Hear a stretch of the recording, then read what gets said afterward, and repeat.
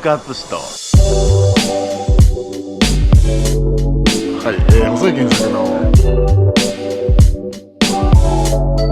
山中の深セン香港って言い方ですか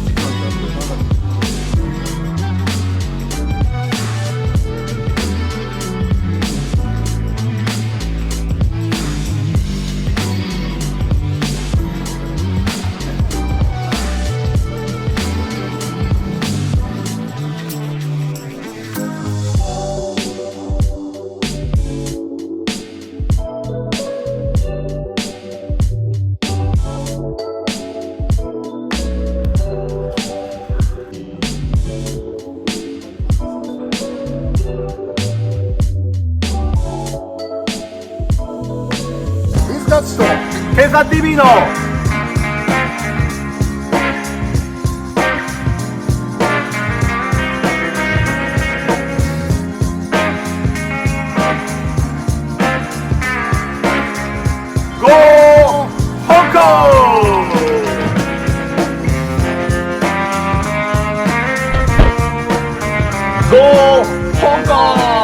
Welcome to Hong Kong!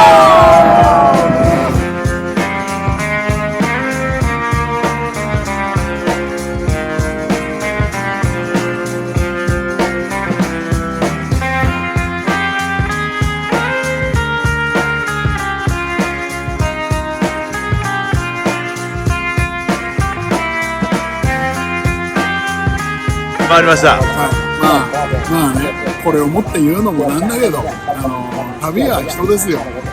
一緒に行く人っていうので、旅の質が変わるし、楽しさも変わるでしょ。